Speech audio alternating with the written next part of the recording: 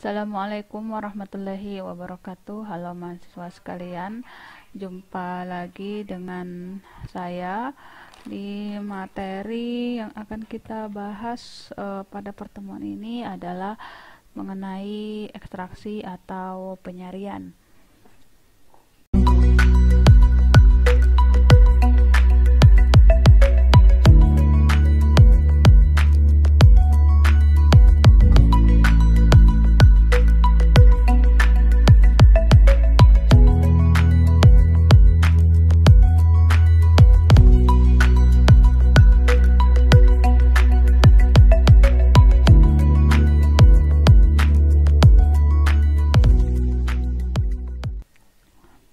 Ekstraksi merupakan kegiatan penarikan zat yang dapat larut dari bahan yang tidak dapat larut ya dengan menggunakan pelarut cair.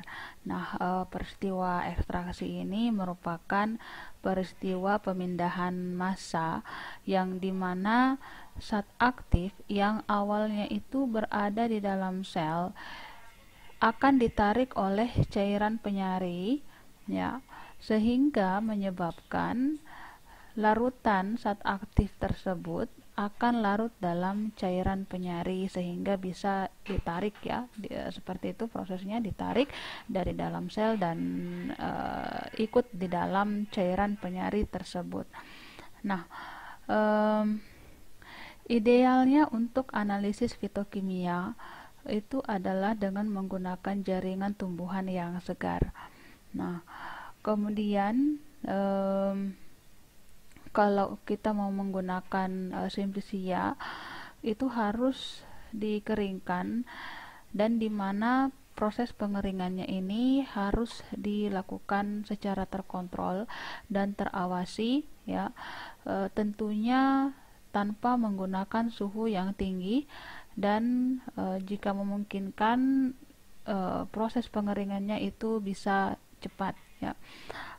Dari materi sebelumnya untuk proses pengeringan simplisia sudah kita bahas ya, bahwa simplisia dengan menggunakan oven pengering itu kemudian bisa dilakukan pada suhu sekitar 50 sampai 60 derajat Celcius ya di dalam lemari pengering.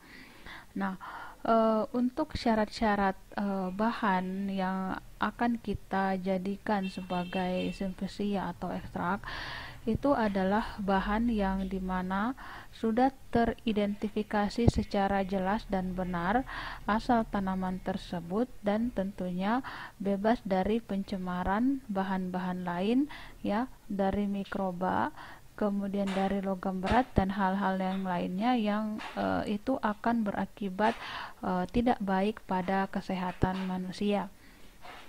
Oke, lazimnya di farmasi ya untuk menyari bahan-bahan tanaman yang akan dijadikan sebagai bahan baku obat tradisional, kita menggunakan penyari etanol ya, karena penyari etanol ini merupakan pelarut yang baik dan luas untuk penyarian awal atau ekstraksi pendahuluan ya, dan juga karena faktor-faktor yang lain seperti pelarut etanol ini bisa menyari senyawa-senyawa yang sifatnya itu polar, semipolar maupun yang non-polar, sehingga penyari etanol ini sangat baik digunakan sebagai penyari awal untuk ekstraksi awal.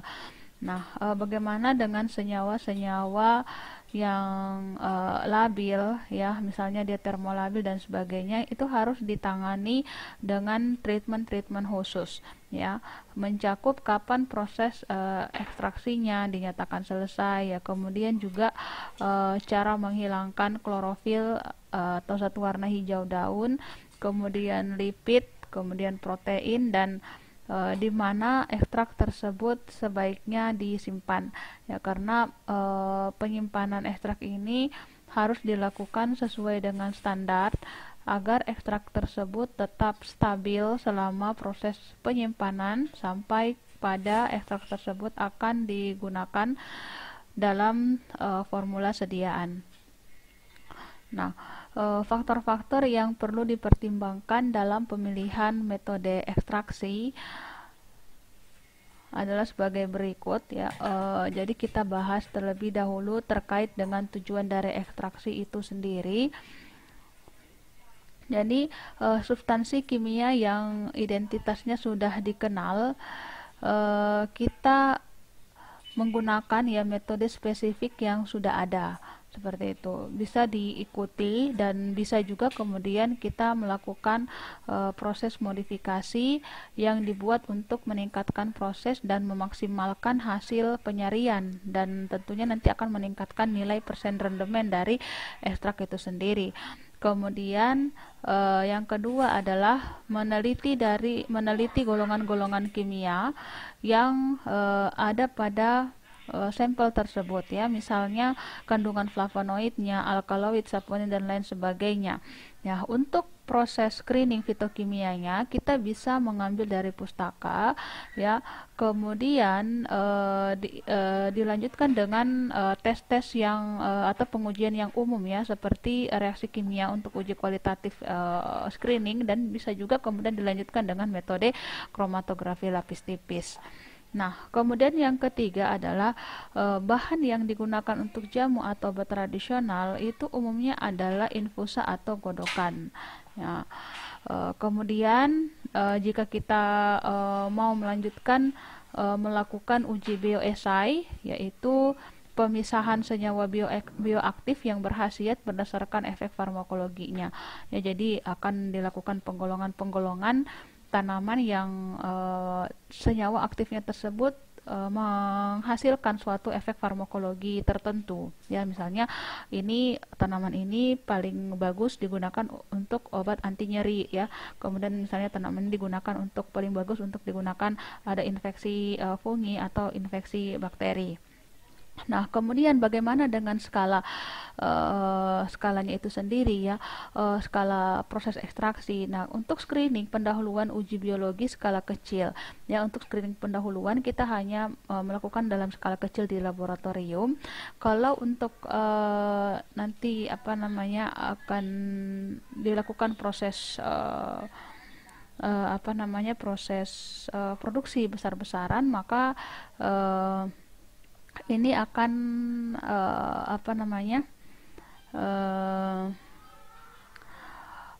akan membutuhkan peralatan-peralatan yang lebih besar lagi ya, karena yang akan kita ekstraksi itu jumlahnya juga akan semakin besar ya, seperti itu. Nah, kemudian bagaimana sifat-sifat dari senyawa bioaktif yang akan diekstraksi ya. Sifat-sifat dari senyawa bioaktif yang akan diekstraksi ini akan dipengaruhi oleh beberapa hal. Yang pertama itu adalah adanya pengaruh pH.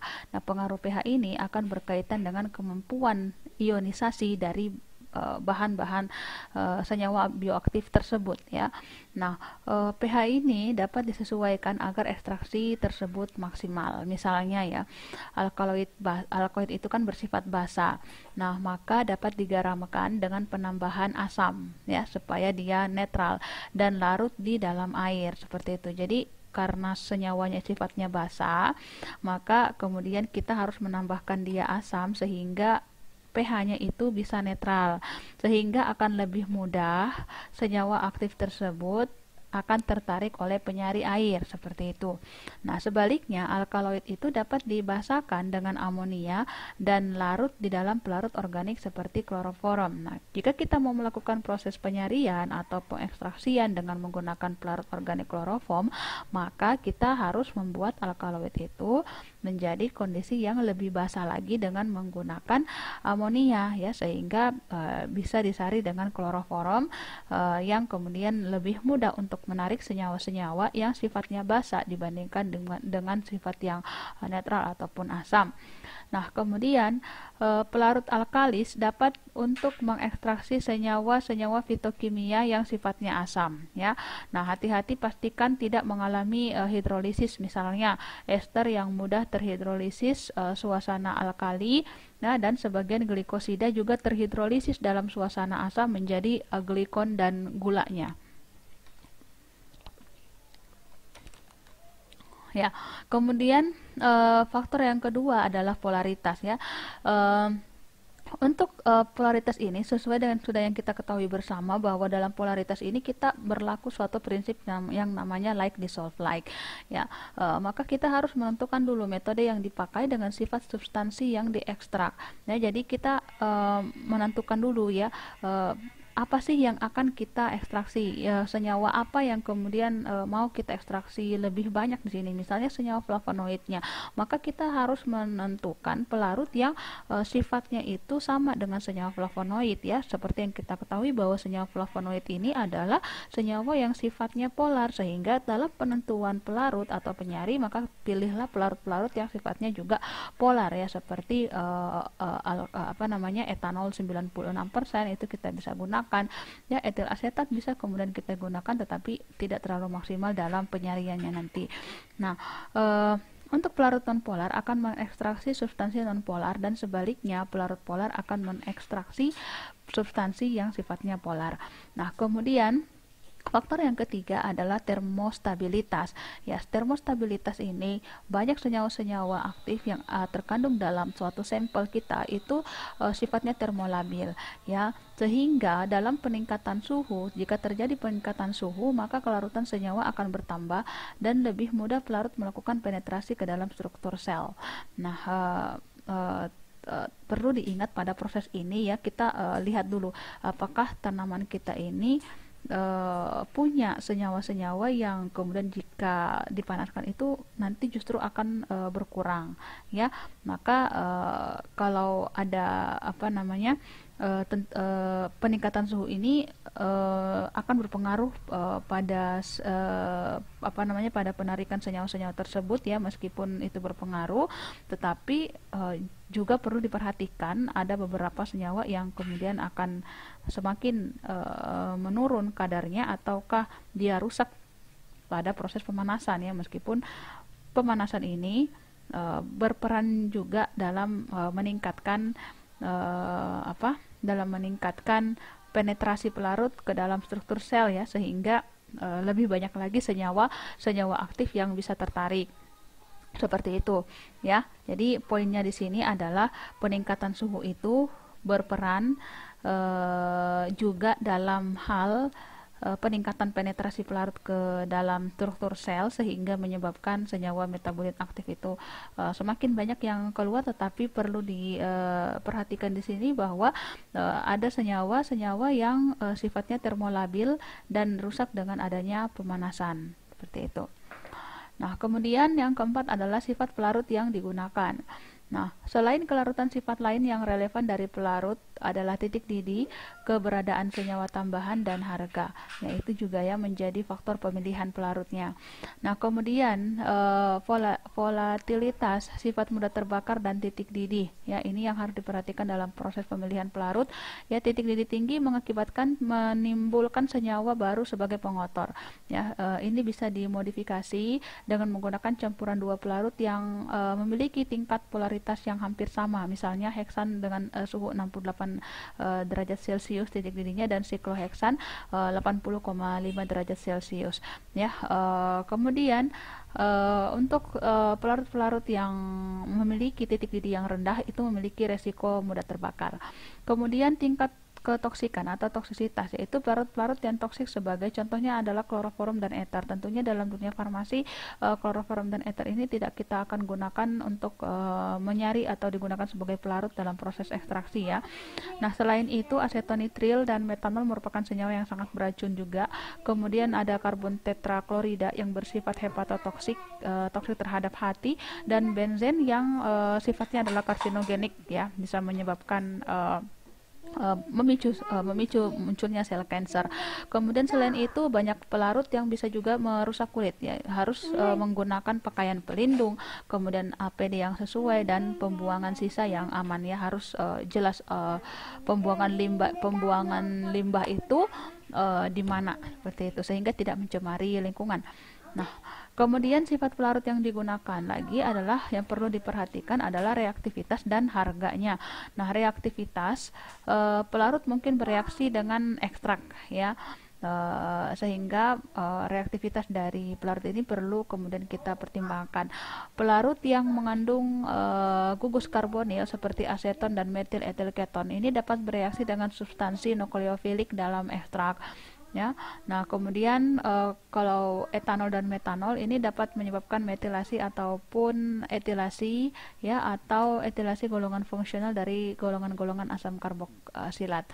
Kemudian peroksida hasil penguraian dari eter juga dapat mengakibatkan oksidasi, sehingga perlu ditambahkan senyawa antioksidan seperti butil hidroksitoluen untuk membatasi terjadinya untuk membatasi peroksida, ya, membatasi terjadinya proses oksidasi karena adanya peroksida.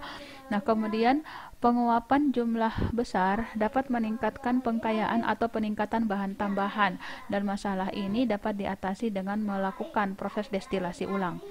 Kemudian yang keempat adalah harga, ya. Bila jumlah pelarut besar, mungkin perlu ditimbangkan harga tanpa mengurangi maksud dan tujuan ekstraksi tersebut. Misalnya penggunaan petroleum ether dan N-heksan. Ya, jadi kalau kita akan mengekstraksi dalam jumlah yang besar, tentunya harga kemudian akan kita pertimbangkan, ya. Jika ada pelarut yang lebih murah harganya tetapi maksud dan tujuannya itu sama, maka kita lebih prefer untuk memilih pelarut yang harganya itu lebih rendah. Nah, bagaimana dengan penggunaan ekstrak? Ya, penggunaan ekstrak ini berhubungan erat dengan metode ekstraksi.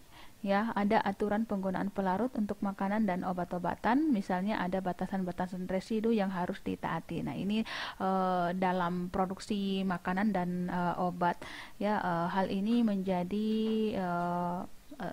perhatian, ya, bahwa dalam ekstrak untuk makanan dan obat-obatan itu karena masuk ke dalam tubuh, maka proses dan metode ekstraksi itu harus sangat diperhatikan, ya, terutama dalam pemilihan pelarut, ya.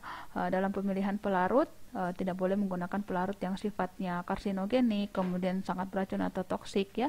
Juga hasil ekstraknya tidak boleh kemudian mengandung kadar pelarut yang banyak. Ada standar kandungan pelarut yang masih dibolehkan dalam suatu ekstrak yang digunakan sebagai bahan baku untuk pembuatan obat dan makanan.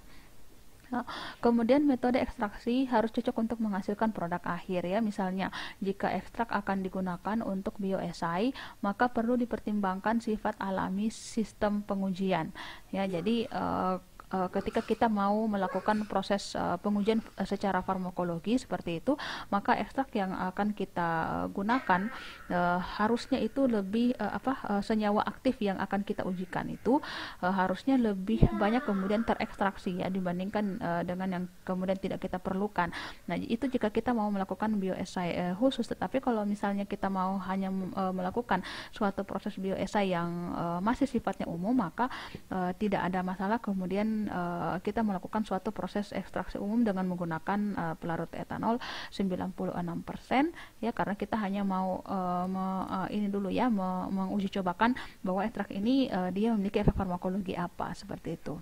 Nah, kemudian sebagian esai sistem biologi dilakukan dalam medium encer, maka perlunya kelarutan dalam air mungkin menjadi faktor jenis ekstrak yang disiapkan, ya. Kadangkala juga ketika kita mau melakukan proses pengujian, ketika ada pengujian ini, ya, misalnya dilarutkan dalam aquades, maka perlu untuk mempertimbangkan ekstrak yang kita hasilkan itu bisa larut dalam aquades, ya. Kalau misalnya kita menggunakan etanol, ya, itu karena sifat kepolaran antara etanol dengan air itu sama, maka pasti akan larut di dalam air, ya. Oke. Nah, kemudian sebagai alternatif digunakan DMSO atau dimetil sulfoxid yang dapat bercampur dengan air untuk melarutkan senyawa nonpolar, ya. Tapi kepekaan sistem uji harus dipertimbangkan, ya. Kadangkala kita menggunakan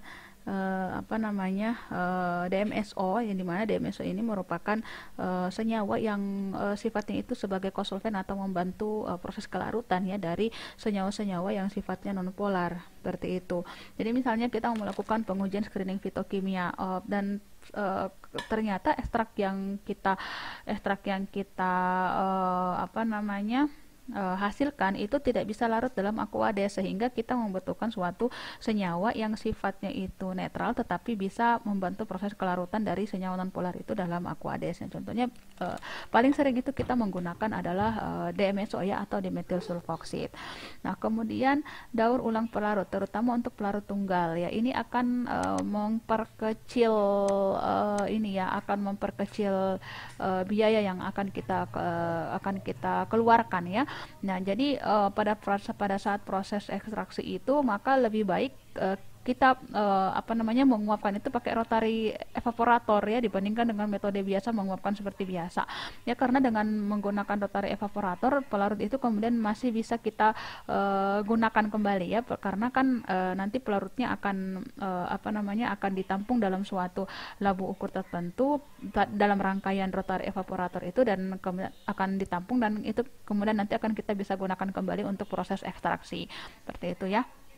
Ya, terutama untuk pelarut tunggal ya. Kalau untuk pelarut yang sudah tidak tunggal ya, ini perlu pertimbangan lagi ya. Tidak bisa lagi kemudian kita gunakan untuk proses ekstraksi yang awal atau umum seperti itu. Nah, kemudian kita masuk ke dalam metode-metode ekstraksi. Nah, metode ekstraksi yang paling umum itu adalah metode paling populer menggunakan pelarut liquid pada tekanan ya, jika membutuhkan tekanan seperti itu. Kemudian metode lainnya seperti destilasi uap, ekstraksi fluida superkritik, dan gas yang dicairkan pada tekanan yang sedang. Tetapi yang paling umum kita gunakan itu adalah metode dingin dan metode panas ya. Kalau metode dingin misalnya adalah menggunakan maserasi dan menggunakan perkolasi, sedangkan untuk metode panas biasanya kita gunakan infundasi, destilasi masuk dalam situ ya, reflux juga masuk. Kemudian untuk sokletasi ada yang menggolongkannya dalam metode dingin dan juga ada yang menggolongkannya dalam metode panas.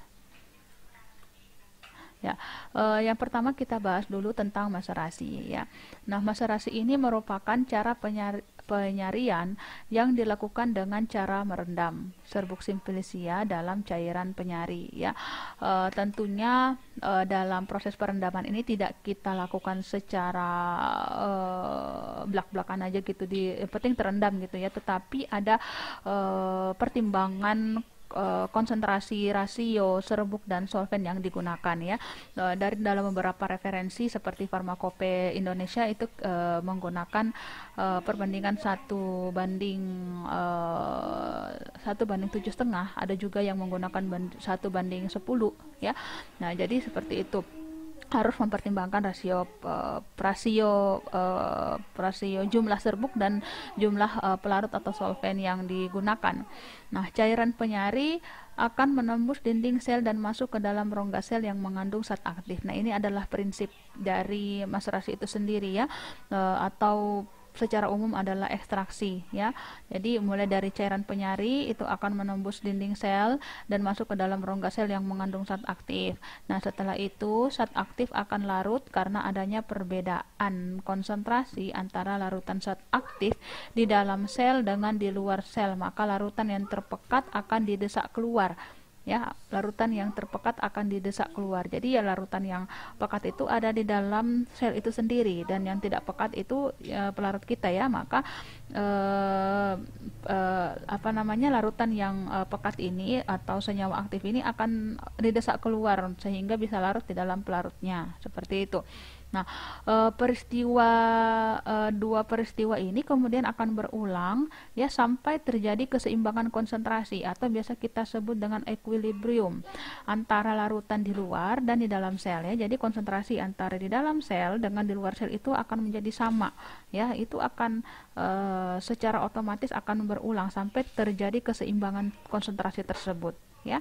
Nah, setelah disaring, sisanya dapat dimaserasi kembali atau biasa kita sebut dengan proses remaserasi ya. Tentunya kita menggunakan pelarut yang baru lagi ya. Sisanya tadi filternya sudah kita ambil, sisanya itu kita bisa ekstraksi kembali ya. Nah, kemudian digunakan terutama untuk senyawa yang kandungannya besar ya, di mana senyawa bioaktifnya konsentrasi besar. Nah, apa keuntungannya? Keuntungannya itu adalah cara pengerjaan dan peralatan yang digunakan itu lebih sederhana serta mudah untuk diusahakan dibandingkan dengan perkolasi, waktunya lebih cepat ya. Ada nanti yang namanya proses ekstraksi yang namanya perkolasi juga ini masuk dalam metode dingin, tetapi untuk metode perkolasi ini membutuhkan waktu yang lebih lama dibandingkan dengan proses maserasi. Nah, untuk kekurangannya itu adalah penyaringannya kurang sempurna ya, penyaringannya kurang sempurna karena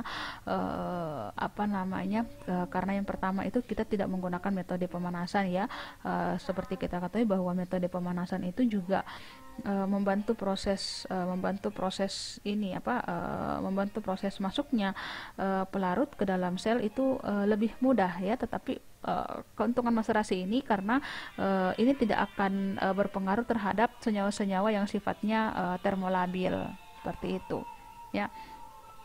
Nah, kemudian modifikasi maserasi.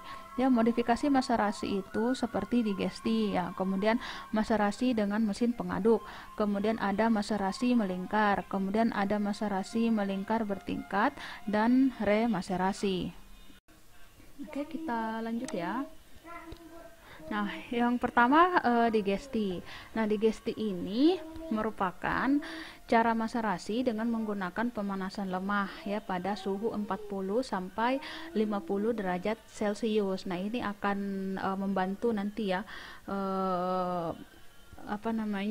senyawa aktif yang akan tertarik itu akan lebih optimal seperti itu.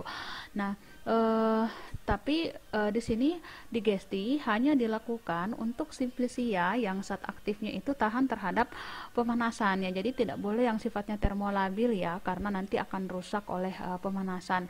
Nah, jika cairan penyari mudah menguap pada suhu yang digunakan, maka perlu dilengkapi dengan pendingin balik ya. Bisa kita gunakan kondensor ya, supaya minyak-minyak atsirinya itu tidak menguap ya, tetap nanti kita akan bisa dapatkan. Nah, apa keuntungannya? Keuntungannya adalah kekentalan pelarut akan berkurang, kemudian daya melarutkan cairan penyari meningkat ya karena adanya dibantu dengan pemanasan, kemudian kelarutan zat aktif meningkat karena koefisien difusi berbanding lurus dengan suhu absolut ya tadi ya. Peningkatan difusi pelarut ke dalam sel itu akan semakin baik karena adanya peningkatan suhu, dan berbanding terbalik dengan kekentalan ya, hingga kenaikan suhu akan berpengaruh pada kecepatan difusi ya. Jadi seperti itu inti dari kalimat ini, itu seperti itu ya. Jadi kemampuan berdifusinya pelarut atau penyari yang kita gunakan itu akan berbanding lurus dengan adanya peningkatan suhu ya. Tentunya dengan adanya peningkatan suhu ini kemampuan difusi dari pelarut itu akan meningkat, sehingga dampaknya adalah senyawa-senyawa metabolit sekunder yang akan terekstraksi itu juga akan semakin banyak. Nah, kemudian maserasi dengan mesin pengaduk ya. Penggunaan mesin pengaduk yang berputar terus-menerus, kemudian waktu proses maserasi dapat dipersingkat menjadi 6 sampai 24 jam. Nah, ini adalah keuntungannya ya, karena ada pengaduk yang ini ya. Dengan pengadukan itu juga nanti akan membantu proses penarikan senyawa bioaktifnya itu akan semakin banyak dan semakin cepat. Nah, kemudian bagaimana dengan proses remaserasi? Nah, untuk proses remaserasi, cairan penyari dibagi dua. Kemudian seluruh serbuk simplisia dimaserasi dengan cairan penyari pertama, kemudian diendap tuangkan dan diperas. Nah, ampas tersebut dimaserasi lagi dengan cairan penyari kedua ya gitu ya. Jadi setelah kita maserasi yang pertama nih, filtratnya itu kita kita saring ya, kemudian filtratnya ditampung. Setelah itu sisanya yang ada pada wadah maserasi itu kemudian kita tambahkan lagi atau kita ekstraksi lagi dengan menggunakan pelarut yang baru. Nah, pemilihan cara penyariannya pemilihan cara penyairannya itu ditentukan dengan kelarutan pelarut, yaitu nonpolar, semipolar, dan polar. Nah, kemudian pelarut yang ditetapkan dalam Farmakope Indonesia itu bisa air baru etanol, kemudian etanol baru air, dan etanol baru eter, seperti itu ya pemilihan pelarut untuk proses remasterasinya. Jadi gitu. Jadi bisa menggunakan air baru air lagi, kemudian etanol baru etanol lagi, seperti itu. Nah, bagaimana dengan proses perkolasi? Nah, perkolasi ini juga masuk dalam metode ekstraksi dengan metode dingin ya. Nah, perkolasi ini merupakan cara penyarian yang dilakukan dengan mengalirkan cairan penyari melalui serbuk simplisia yang telah dibasahi. Nah, jadi nanti ada simplisia di sini ya. Kemudian simplisia di sini ya, baru nanti kita masukkan ekstraksi di sini pelarutnya atau penyarinya lewat atas di sini, dan nanti kita buka kerannya ya. Kemudian filtratnya nanti akan kita tampung. Nah, bila keran dibuka atau menetes, tetesan dapat diatur kecepatannya. Nah, keuntungannya di sini adalah tidak memerlukan langkah tambahan untuk menyaring bahan ya, karena di sini sudah ada filter ya, jadi secara otomatis yang akan memfilter atau menyaring nanti ya di sini itu bagian sini ya. Jadi kita tinggal buka keran, nanti filtrat yang masuk atau tertampung di wadah itu adalah filtrat yang sudah jernih tanpa adanya serbuk-serbuk simplisia lagi yang ikut gitu. Nah, dibanding dengan reflux tidak memerlukan pemanasan ya, jelas ya, karena ini sudah masuk dalam metode ekstraksi dingin ya, tetapi proses ekstraksinya lama ya. Jadi ketika kita menambahkan di sini, kita tunggu dulu sampai habis ya, baru kemudian kita tambahkan lagi seperti itu. Ya, sampai pelarut yang kita gunakan itu habis. Ya, tetap menggunakan perbandingan konsentrasi, perbandingan jumlah antara pelarut dengan simplisia ya, seperti itu. Nah, di sini ada istilah perkolator ya. Perkolator itu adalah alat yang digunakan untuk proses perkolasi. Alatnya gambarannya seperti ini, dan perkolat itu adalah zat aktif yang keluar dari perkolator. Jadi yang ditampung, filtrat yang ditampung di sini namanya adalah perkolat. Nah, ini adalah cara perkolasi. Serbuk simplisia ditempatkan dalam suatu bejana silinder yang bagian bawahnya diberi sekat berpori. Ya, ini adalah sekat berpori. Nanti di sini ada simplisia yang diletakkan ya. Nah, cairan penyari dialirkan dari atas ke bawah melalui serbuk tersebut. Nah, nanti dimasukkan di sini cairan penyarinya. Nah, cairan penyari ini akan melarutkan zat aktif sel-sel yang dilalui sampai mencapai keadaan jenuh. Ya, jadi nanti di sini simplisianya akan tersari ya, dan kemudian di sini nanti akan tersaring, baru kemudian kita buka kerannya, kemudian kita tampung filtratnya. Nah, kemudian untuk proses sokletasi. Nah, sokletasi ini merupakan proses penyarian gabungan dari maserasi dan perkolasi. Nah, proses untuk menghasilkan ekstrak cair yang akan dilanjutkan dengan proses penguapan. Nah, untuk devetting atau ingin ekstraksi sampai habis, maka caranya itu adalah cairan penyari diisikan pada labu alas bulat ya. Jadi cairan penyarinya diisi di labu alas bulat, tetap kita menggunakan pemanasan. Nah, serbuk simplisia diisikan pada tabung dengan dibungkus kertas saring. Nah, diisi cairan simplisianya, kemudian cairan penyari dipanaskan hingga mendidih, yang ini ya. Kemudian uap penyari akan naik ke atas melalui serbuk simplisia. Nah, uap penyarinya ini akan naik di sini ya, seperti ini sampai nanti. Nah, ini akan masuk di sini. Nah, uap penyari akan mengembun karena didinginkan oleh pendingin balik. Nah, ini adalah pendingin balik ya, ini kondensor. Uap penyarinya nanti akan naik di sini ya. Kemudian nanti akan turun kembali seperti itu. Nah, embun turun melalui serbuk simplisia sambil melarutkan zat aktifnya dan kembali ke labu gitu ya. Jadi simplisianya. Nah, ini simplisianya di sini masuk. Nah, ini embun yang turun tadi itu akan melewati simplisia,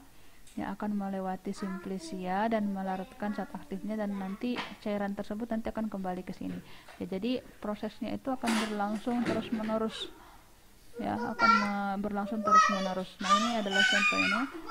Ini pelarutnya nanti akan mendidih di sini ya. Kemudian ini adalah tabung yang berisi sampel Ya, jadi nanti seperti ini. Jadi ya menguap, ya, menguap di sini. Nah, nanti akan naik di sini.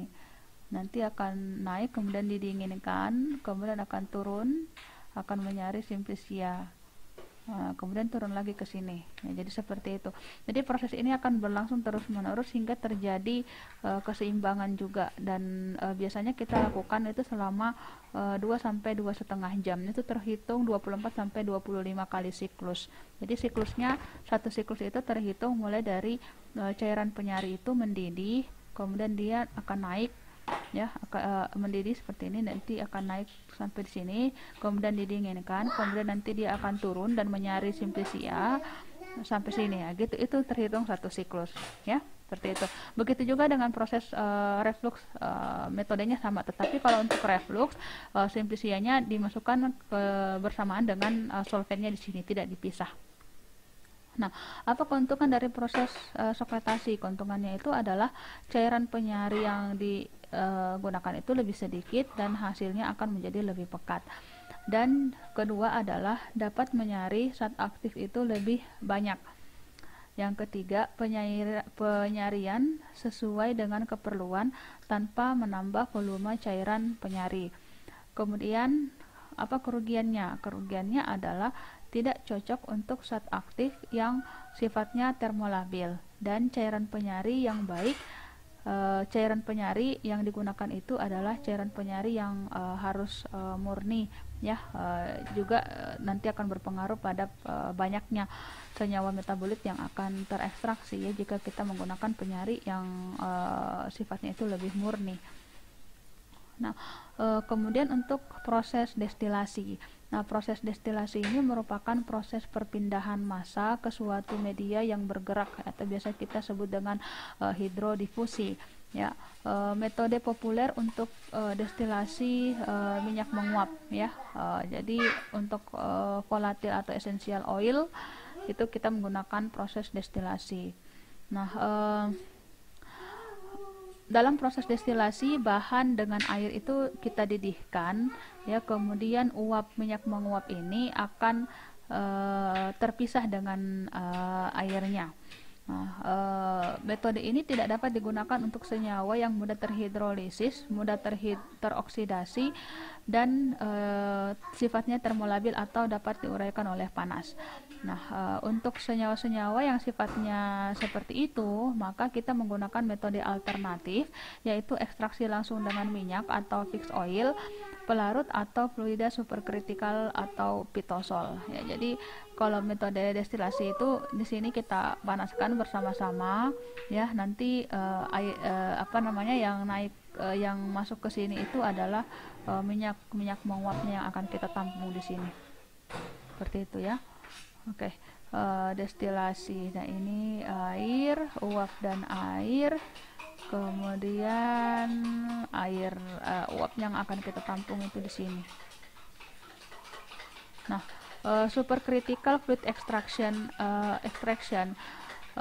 atau disingkat dengan SFE, kepedulian terhadap lingkungan dari polusi dan hati-hati terhadap pencemaran bahan kimia dan pelarut. Perubahan suhu dan tekanan ini dapat mempengaruhi perubahan keadaan fisik substansi antara zat padat, cair, dan gas. Pada suhu dan tekanan tertentu tidak ada perbedaan rapatan atau terjadi keseimbangan antara bentuk cair dan gas. SCF itu beratnya seperti air, seperti cairan, yaitu supercritical fluid, tapi daya penetrasinya seperti gas. Ya, keuntungan fluida ini adalah viskositas rendah, dapat menembus bahan organik dengan baik. Karbon dioksida supercritical medium paling umum digunakan. Suhu rendah dapat dilakukan, cocok untuk senyawa labil, dan sifatnya tidak toksik, tidak mudah terbakar, harga murah, dan mudah diuapkan pada suhu kamar. Kemudian untuk metode infundasi atau dekoksi, ya. Jadi di sini ada perbedaan sedikit terkait dengan masalah waktu.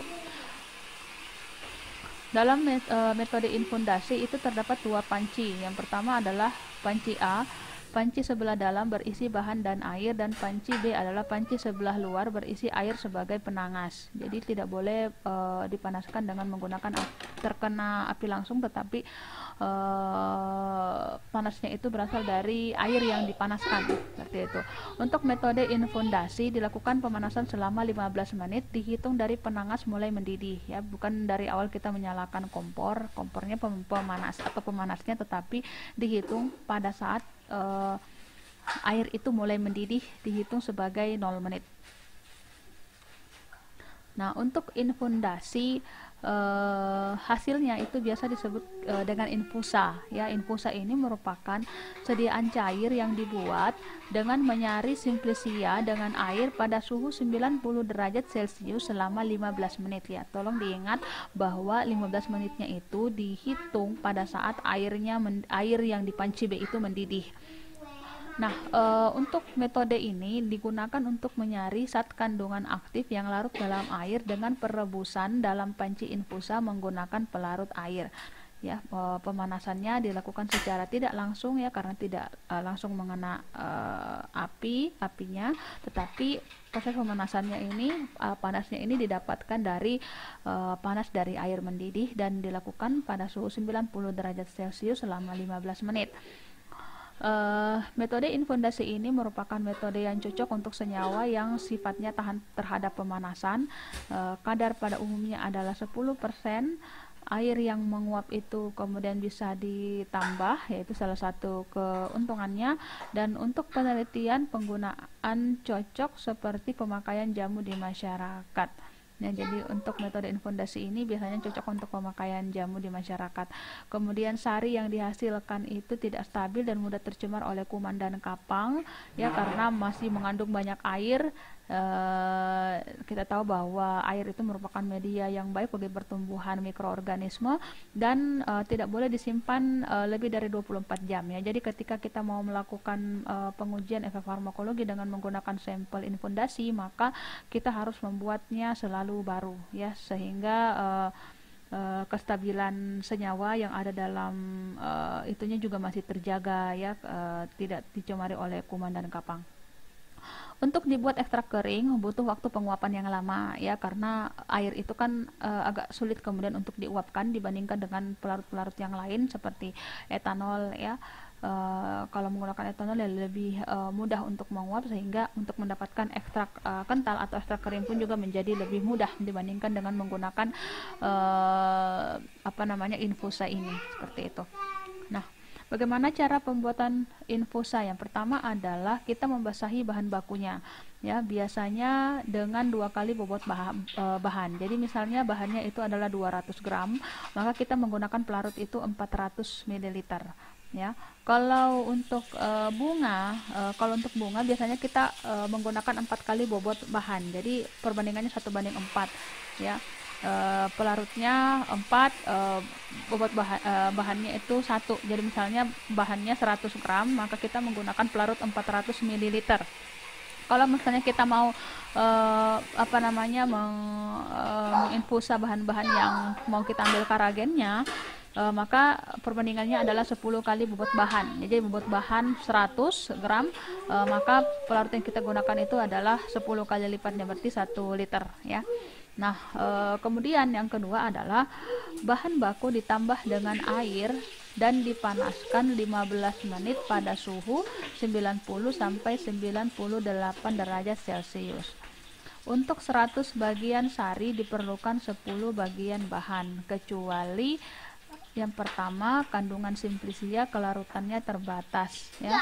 Untuk kina bisa menggunakan 6 bagian. Kemudian yang kedua disesuaikan dengan cara penggunaannya dalam pengobatan. Misalnya kumis kucing sekali minum infusa 100 cc sehingga diambil 1/2 bagiannya saja. Kalau untuk bahan yang berlendir misalnya karagen itu digunakan 3/2 bagian. Kemudian untuk yang daya kerjanya keras seperti digitalis maka digunakan 1/2 bagian. Nah, kemudian Yang ketiga, untuk memindahkan penyarian, kadang diperlukan ditambahkan bahan kimia seperti asam sitrat untuk infus kina, kemudian untuk kalium atau natrium karbonat untuk infusa kelembak. Ya, tapi kalau misalnya pada umumnya ya kita lakukan dengan metode biasa saja, ya. Kita pindahkan saja di wadah. Nah, kemudian baru kita uapkan jika kita ingin membuatnya menjadi ekstra kental. Nah, yang keempat, penyaringan dilakukan pada saat cairan masih panas kecuali mengandung bahan yang mudah menguap ya. Jadi untuk proses penyaringannya ketika sudah sampainya waktunya sudah sampai 15 menit, kemudian disaring panas-panas, disimpan dalam wadah. Baru kemudian kita dinginkan ya, baru kemudian kita lakukan pengujian farmakologi. Tapi kalau untuk bahan yang mudah menguap, kita dinginkan dulu baru kemudian kita lakukan proses penyaringan.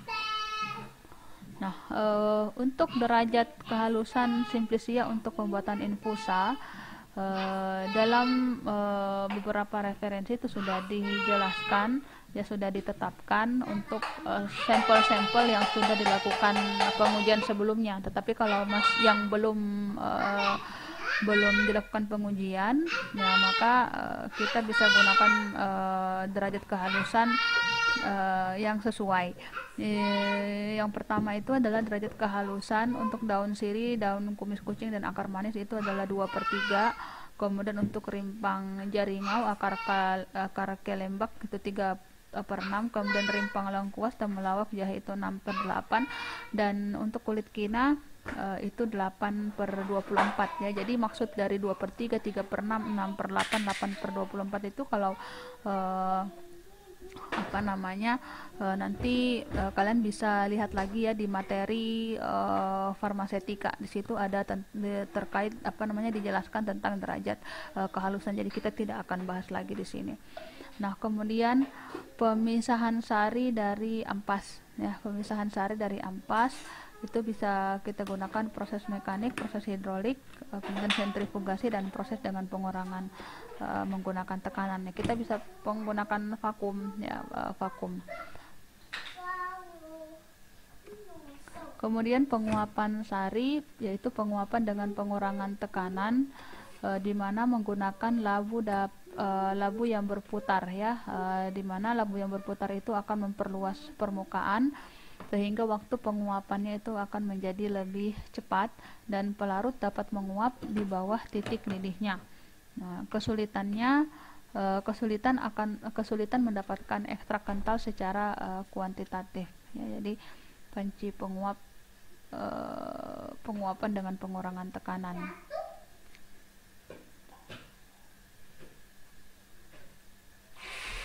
Metode-metode ekstraksi untuk kelompok senyawa fitokimia spesifik ya, pelarut serta tipe senyawa fitokimia terlarut ya. Polaritasnya kalau polaritasnya rendah, sedang, dan polaritas tinggi bisa menggunakan pelarut kalau rendah bisa menggunakan pelarut eter, heksan, sikloheksan, toluen, kloroform. Kemudian kalau sedang bisa menggunakan etil asetat, etanol, metanol. Untuk polaritas yang tinggi bisa menggunakan air, kemudian ditambahkan dengan asam encer, asam mata basa. Kalau bahan kimia yang diekstrak, nah untuk polaritas yang rendah bisa lilin, kemudian yang sedang bisa menggunakan kalau bahan kimia alkaloid ya, dan polaritas tinggi itu adalah semacam gula-gula dan sebagainya. Oke, untuk metode ekstraksi saya rasa cukup sekian. Saya akhiri. Assalamualaikum warahmatullahi wabarakatuh.